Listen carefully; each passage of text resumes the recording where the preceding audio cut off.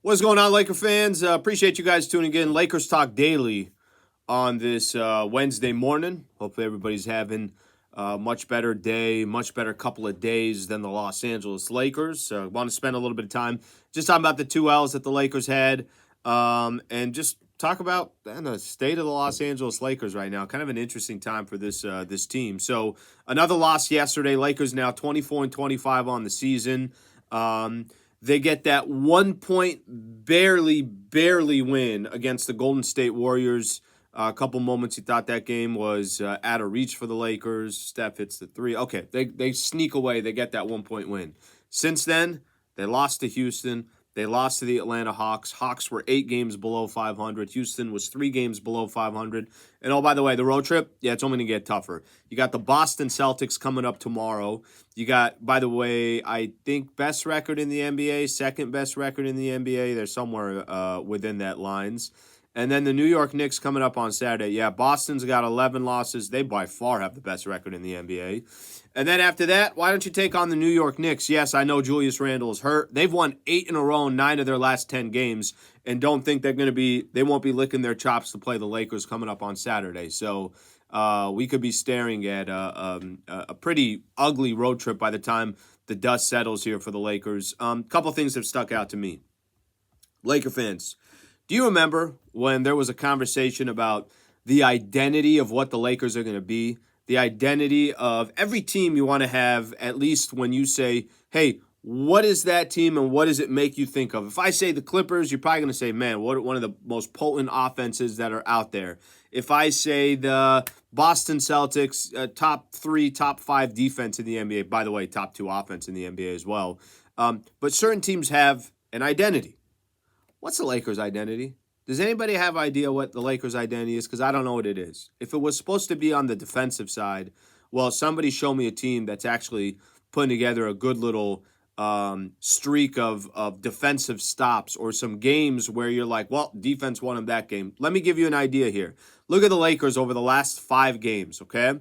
They gave up 127 to the Clippers, 132 to the Bulls, 144 to the Warriors, double OT game.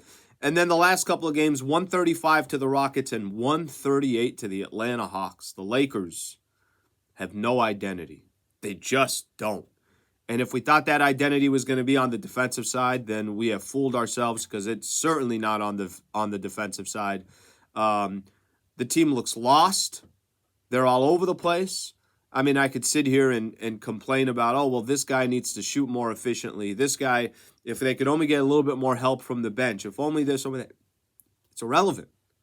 The only thing that matters is if you can't get stops, you explain to me what your team is. If you can't get stops, how are you going to string together any games? It's, I've given this example before and I'll say it again. Teams in the NFL don't win a Super Bowl unless you got a squad that can actually get some stops and play some defense. Teams in Major League Baseball don't win a World Series unless you got pitchers that you feel like can, keep you in certain games. The Lakers they got none of that on the basketball side of things. They have zero consistency on the offensive end. There was a quote here from LeBron yesterday, which I think partially I understand, maybe the other portion I don't. He said we could on any given night beat any team in the NBA, and then on any given night we could get our asses kicked or get our ass kicked. I believe the second part of it more than I believe the first part of it. I do believe that on any given night they can lose to anybody in the NBA.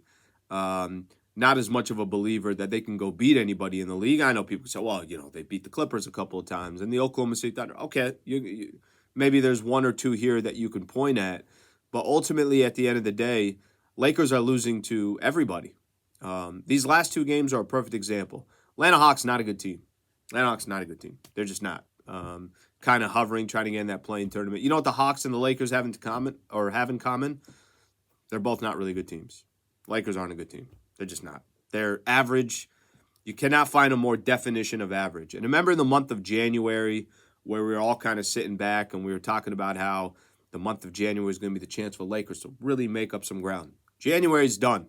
January's done, at least from the Laker perspective, as far as how many games they played in January. They played 15 games in January. You know what they did?